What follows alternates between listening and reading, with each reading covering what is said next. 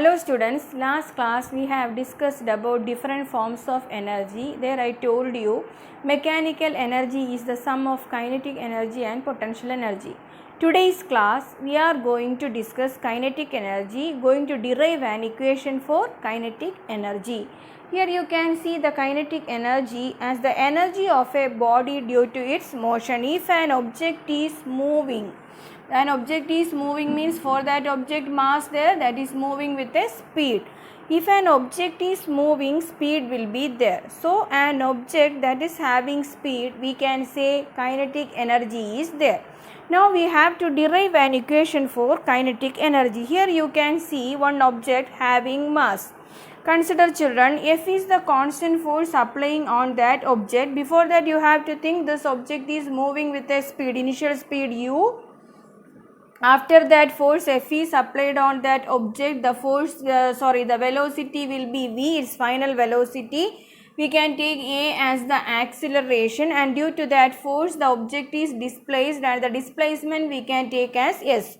Then you know the equation for work done, that is F into, yes, I told you children, we can consider u as the initial velocity and v as the final velocity of that object. So from our equations of motion we can write v square minus u square is equal to 2as. Then from this you can write an equation for this s.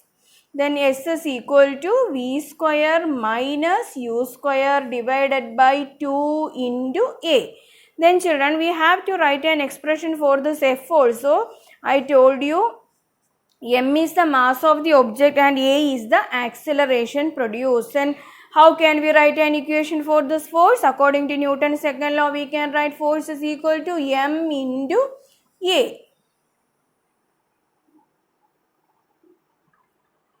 Now in this equation W is equal to F into S, we have to substitute the expressions for force and S.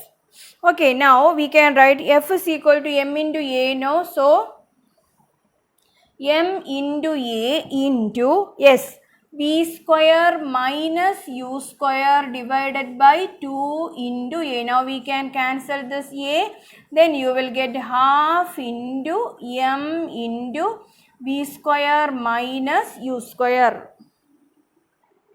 So here you can see we are getting work done as work done is equal to half into m into v square minus u square. Here you can see u there, v there, u initial velocity, v final velocity. Now children, we have to apply one condition. We have to consider that object starts from rest.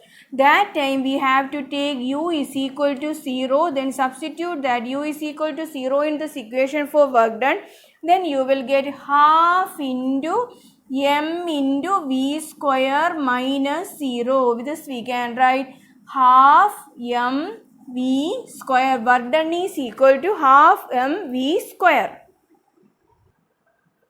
So listen children, now we derived this equation. Work done is equal to half m v square. In this you can say m is the mass of the object and v is the velocity of that object. Okay, now you know the relation between energy and work done. Capacity to do work is energy. So last class I told you, instead of work done we can write the energy.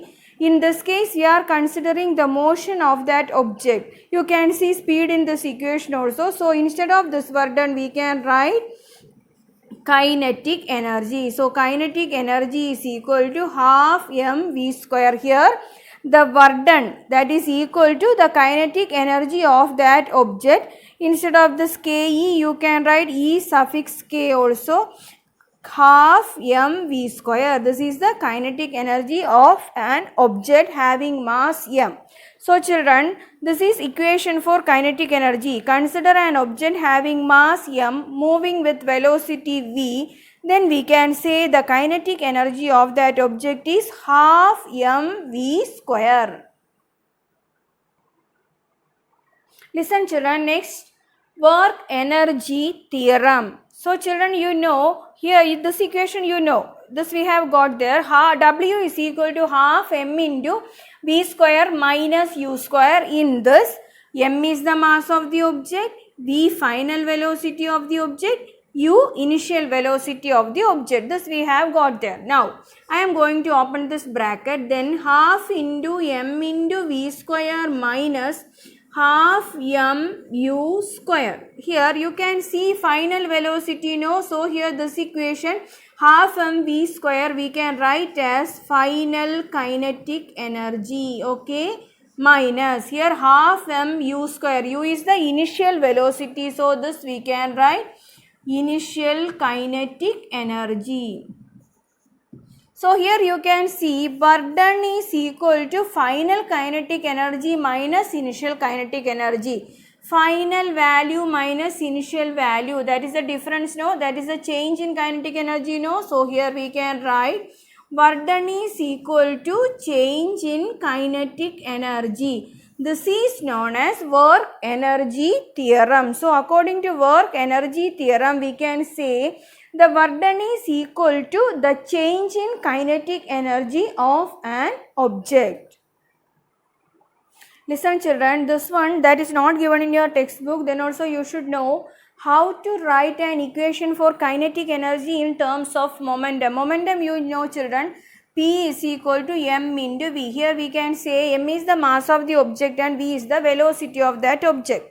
Okay, now how to write an equation for kinetic energy? Kinetic energy is equal to half into mv square. Now we are going to write an equation for this kinetic energy in terms of momentum. In terms of momentum means what? Momentum should be there in that equation. Then for doing that, you know children, mv is momentum. So here we have m square there, means we can directly put this p square there. Then for that what to do? You have to write the equation half mv square then into m by m. So here m and m you are cancelling, the same equation you have. Here you have to multiply m to the numerator, then divide by m also. So no change in for that equation. So no change there for that equation. So here you can write half into m you can write m square v square divided by m. Okay, now here we can write kinetic energy is equal to half. Here I am writing 2m, then m square v square, we can write mv the whole square, then instead of mv we can write what? Momentum p square. So we can write kinetic energy is equal to p square divided by 2m. This is the equation for kinetic energy in terms of momentum. Thank you children.